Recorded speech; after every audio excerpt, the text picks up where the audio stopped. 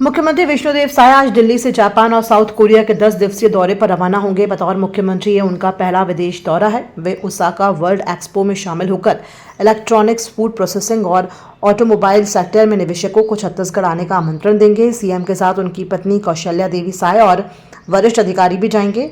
दिल्ली में वे वरिष्ठ नेताओं से मुलाकात कर सकते हैं। आज जापान और साउथ कोरिया का प्रवास है और जापान में ओसाका में वर्ल्ड एक्सपो का आयोजन हुआ है, जिसमें शामिल होने के लिए जा रहे हैं। और जापान और साउथ कोरिया में इलेक्ट्रॉनिक्स, ऑटोमोबाइल्स और फूड प्रोसेसिंग, ये तीनों क्षेत्र में अच्छा काम है और हमारे छत्तीसगढ़ में भी इस क्षेत्र में अपार संभावनाएं हैं। तो इसलिए हम अपनी जो प्रदेश की नई उद्योग नीति है उसको लेकर जा रहे हैं और यहाँ पर निवेश के लिए उद्यमियों को आमंत्रित करेंगे। अभी तक नई उद्योग नीति लाने के बाद 6.5 लाख करोड़ का निवेश का एमओयू हुआ है और उसमें बहुत काम शुरू भी हो गए हैं।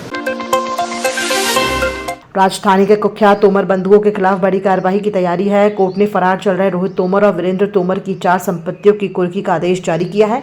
इसके लिए रायपुर कलेक्टर गौरव सिंह को प्रतिवेदन भेजा गया है। तोमर बंधु सूदखोरी के जरिए अवैध वसूली, जबरन संपत्तियों पर कब्जा, मारपीट, हथियारों के बल पर धमकी देने और तेलीबांधा में एक युवक से मारपीट जैसे गंभीर मामलों में आरोपी हैं। लंबे समय से फरार चल रहे इन आरोपियों की गिरफ्तारी नहीं होने पर अब उनकी संपत्ति कुर्क करने की प्रक्रिया शुरू की जा रही है। अगर वे निर्धारित समय पर कोर्ट में पेश नहीं होते हैं तो प्रशासन उनकी संपत्तियां कुर्क कर लेगा। और देखिए, माननीय न्यायालय का जो आदेश हुआ था उसके तारतम्य में पुलिस विभाग ने हमसे कम्युनिकेशन किया है। अब आगे की कार्रवाई नियमानुसार की जाएगी और निसंदेह रूप से जो भी लोग ऐसी गतिविधियों में शामिल होंगे उन पर कड़ी कार्रवाई होगी।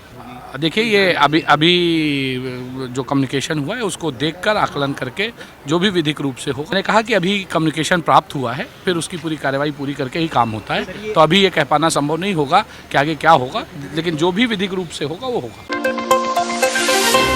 मंत्रिपरिषद का विस्तार को लेकर उप मुख्यमंत्री अरुण साव ने आज नवा रायपुर स्थित अपने निवास कार्यालय में पत्रकारों से चर्चा की। उन्होंने कहा कि मुख्यमंत्री विष्णुदेव साय ने विकसित छत्तीसगढ़ के लक्ष्य को ध्यान में रखते हुए मंत्रिपरिषद का विस्तार किया है।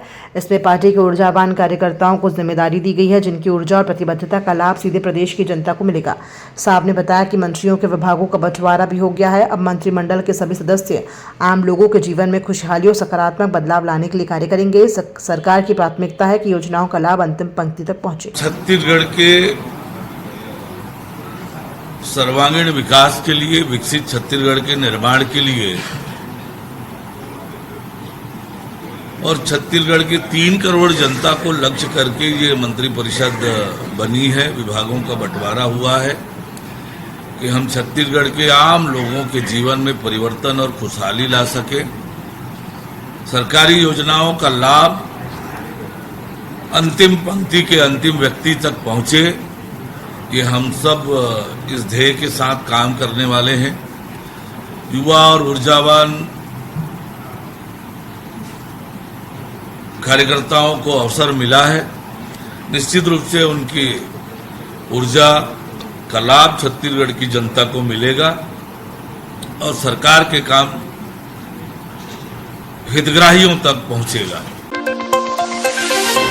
मुख्यमंत्री विदेश प्रवास को लेकर उप मुख्यमंत्री अरुण साव ने कहा कि प्रदेश में निवेश और राष्ट्रीय स्तर की संस्थाओं की स्थापना से युवाओं को व्यापक रोजगार अवसर मिलेंगे। इसके लिए मुख्यमंत्री विष्णुदेव साय लगातार प्रयासरत हैं। विदेशी निवेश आकर्षित करने के उद्देश्य से मुख्यमंत्री का विदेश प्रवास भी इसी दिशा में महत्वपूर्ण कदम है। जब से हमारी सरकार बनी है राज्य में, विष्णुदेव साय जी के नेतृत्व में राज्य में निवेश आए, राज्य में उद्योग लगे, राज्य में राष्ट्रीय स्तर की संस्थाएं स्थापित हो ताकि हमारे यहाँ के नौजवानों को रोजगार मिले, इसके लिए लगातार प्रयत्न हो रहा है। और माननीय मुख्यमंत्री जी का विदेश प्रवास भी विदेशी निवेश आकर्षित करने का एक बड़ा माध्यम होगा। और निश्चित रूप से आज जिस प्रकार से हमारे राज्य की औद्योगिक नीति बनी है, बड़े बड़े लोग राज्य में निवेश करने के लिए प्रोत्साहित हुए हैं और लगातार निवेश आ रहा है। खेल मंत्री के रूप में जिम्मेदारी मिलने पर उप मुख्यमंत्री अरुण साव ने कहा कि प्रधानमंत्री नरेंद्र मोदी के नेतृत्व में खेलो इंडिया जैसे कार्यक्रमों से देश भर में खेल सुविधाओं का व्यापक विस्तार हुआ है। उन्होंने बताया कि आगामी राष्ट्रीय खेल दिवस पर छत्तीसगढ़ में विविध आयोजन किए जाएंगे। इसी अवसर पर खेल अलंकरण समारोह भी आयोजित होगा। साव ने कहा कि भारत सरकार के साथ मिलकर राज्य के युवाओं को बेहतर मंच उपलब्ध कराया जाएगा ताकि उनकी प्रतिभा राष्ट्रीय और अंतर्राष्ट्रीय स्तर पर निखर कर सामने आ सके। वास्तव में जिस प्रकार से प्रधानमंत्री माननीय नरेंद्र मोदी जी ने सरकार बनते ही खेल और खिलाड़ियों की तरक्की और बेहतरी के लिए योजना बनाकर काम करना प्रारंभ किया है। खेलो इंडिया के माध्यम से खेल सुविधाओं का विस्तार, खिलाड़ियों के लिए सुविधाओं का विस्तार ये लगातार उन्होंने किया है और मेरा सौभाग्य है कि मुख्यमंत्री विष्णुदेव साय जी ने मुझे खेल विभाग की जिम्मेदारी दी है। निश्चित रूप से छत्तीसगढ़ के खिलाड़ियों को खेल और खिलाड़ी दोनों की तरक्की और बेहतरी हो, इसके लिए योजना बनाकर अच्छे से काम करेंगे। राष्ट्रीय खेल दिवस आ रहा है, उसका भी आयोजन करेंगे।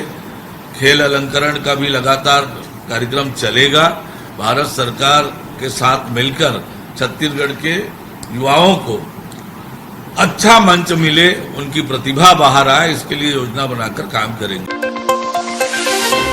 मुख्यमंत्री विष्णुदेव साय के प्रस्तावित विदेश दौरे को लेकर कांग्रेस ने कड़ा हमला बोला है। कांग्रेस संचार विभाग के प्रमुख सुशील आनंद शुक्ला ने कहा कि पिछले 2 वर्षों में मुख्यमंत्री अपने ही देश के भीतर से कोई बड़ा निवेश छत्तीसगढ़ नहीं ला पाया और अब विदेश जाकर निवेश लाने का दावा कर रहे हैं। उन्होंने कहा कि हमारी शुभकामनाएं हैं कि वे दक्षिण कोरिया और जापान से निवेश ला सकें, लेकिन मुख्यमंत्री विदेश रवाना होने से पहले दिल्ली में रहकर अपना एजेंडा स्पष्ट करें और ये भी बताएं कि वापस आने के बाद उस एजेंडे पर कितना काम हो पाया है। 2 साल में अपने देश के अंदर से कोई बड़ा निवेश तो छत्तीसगढ़ ला नहीं पाए। अब विदेश जा रहे हैं, यह दावा कर रहे हैं कि वहाँ से निवेश लाएंगे जापान और दक्षिण कोरिया से। तो हमारी शुभकामनाएं हैं कि दक्षिण कोरिया और जापान से छत्तीसगढ़ निवेश ला पाए और हमारी मांग है मुख्यमंत्री विदेश जाने के पहले, अभी वो दिल्ली में हैं, अपना एजेंडा बता के जाएँ और आने के बाद उस एजेंडे में कितना सफल हुए ये बता के जाएँ। क्योंकि लगातार जब से राज्य की सरकार बनी है, उप मुख्यमंत्री एक बार विदेश दौरा से आए, वित्त मंत्री ओपी चौधरी विदेश दौरा होकर आए। अरुण साव और वित्त मंत्री ओपी चौधरी के दौरे के बाद प्रदेश को क्या हासिल हुआ आज तक प्रदेश की जनता नहीं जान पाई। अब मुख्यमंत्री, मुख्य सचिव उन तमाम अधिकारियों के साथ जा रहे हैं तो प्रदेश की जनता जानना चाहती है कि आपके इस दौरे से हमको क्या हासिल होने वाला है। उनके दौरे के बाद उनको प्रेस कॉन्फ्रेंस करके बताना चाहिए। और सिर्फ छत्तीसगढ़ की जनता की गाढ़ी कमाई का पैसा सैर सपाटे पर लुटाना, माले मुफ्त दिले बेरहम करना उचित नहीं है। यदि आप दौरे पे जा रहे हैं, जनता की गाड़ी कमाई का पैसा है, तो जाने के पहले बता के जाइए किन किन एजेंडों को लेके जा रहे हैं, आने के बाद बताइए कि उन एजेंडों में कितनी सफलता मिली।